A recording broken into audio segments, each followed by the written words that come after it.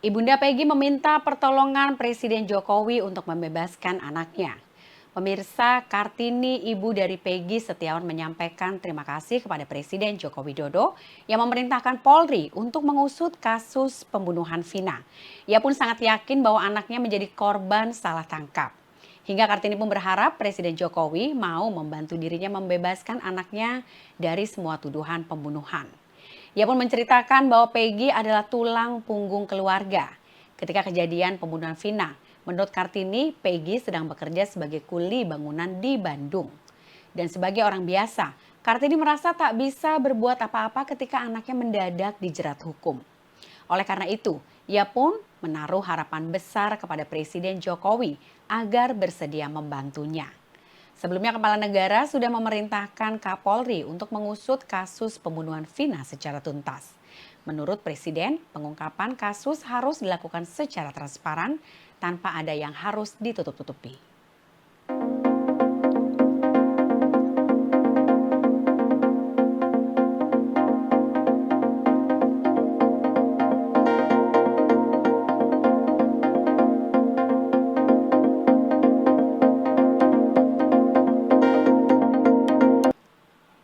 Beginilah penampakan kehancuran Jabalia usai diserang Israel. Serangan intensif Israel selama 3 minggu sudah menghancurkan kamp pengungsi terbesar di jalur Gaza. Warga Palestina yang dulu tinggal di Jabalia mengatakan mereka cukup terkejut dengan tingkat kehancuran yang terjadi. Mereka juga mengatakan pasukan Israel sudah membuat wilayah Gaza Utara benar-benar tak bisa lagi dihuni. Kamp Jabalia hanya menyisakan puing bangunan dan kerusakan yang sangat masif.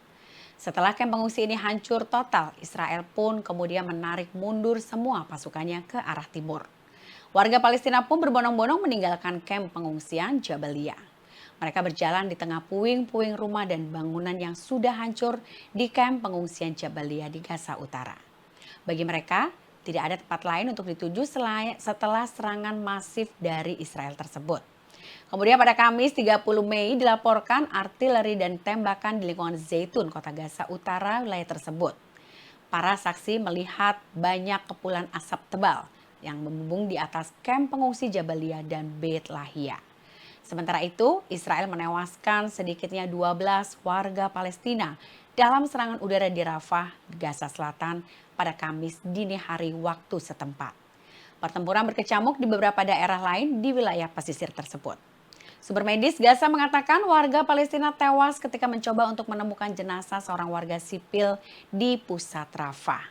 Israel terus melakukan serangan di Rafah meskipun ada perintah dari Mahkamah Internasional, Pengadilan Tertinggi PBB, untuk menghentikan serangan-serangan itu.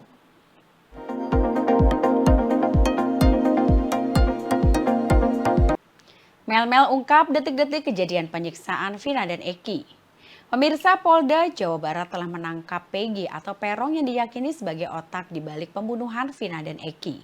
Namun, publik masih mempertanyakan apakah Peggy yang ditangkap aparat kepolisian adalah benar Peggy sebagai pelaku pembunuhan Vina dan Eki. Seiring perkembangan kasus ini, kemudian muncul nama baru dengan nama Mel-Mel yang mengaku menjadi saksi mata ketika kejadian tersebut berlangsung.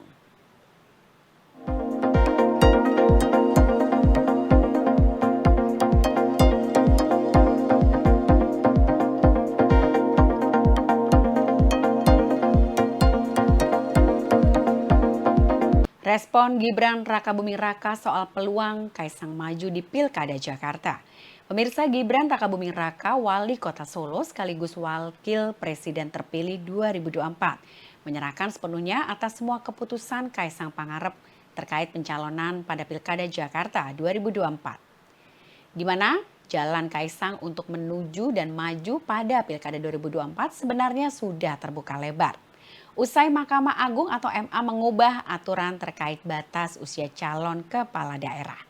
Sebelumnya MA pun memutuskan peraturan Komisi Pemilihan Umum atau KPU nomor 9 tahun 2020 mengenai batas usia calon kepala daerah.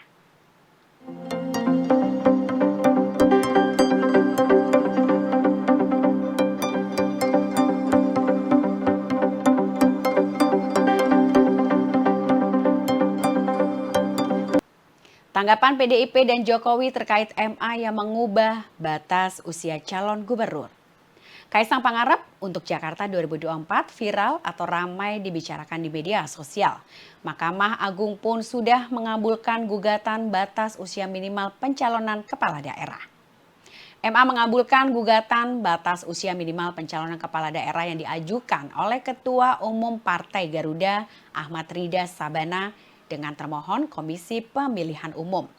Dalam gugatannya, Rida meminta MA memperluas tafsir syarat minimal usia dari peserta pilkada menjadi terhitung sejak pelantikan pasangan calon terpilih dan bukan terhitung sejak penetapan calon.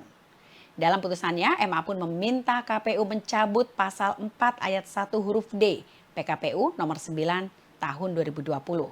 Ketentuan itu mengatur syarat usia minimal bagi calon peserta pilkada. Soal putusan MA agar KPU mencabut batasan usia Cagup, Cawagup, PDIP pun menyebut sebagai pengkhianatan terhadap cita-cita reformasi. Juru bicara Tim Nasional Pemenangan Pilkada 2024 dari PDIP, Ciko Hakim, menyatakan putusan MA seperti sedang memaksakan untuk mengakomodir calon pemimpin yang tanpa pengalaman dan juga minim prestasi. Sementara itu Presiden Joko Widodo mengaku belum menerima salinan hasil putusan MA soal adanya perubahan batas minimal usia peserta pilkada. Jokowi pun meminta media untuk segera mengecek secara langsung ke Mahkamah Agung terkait putusan tersebut.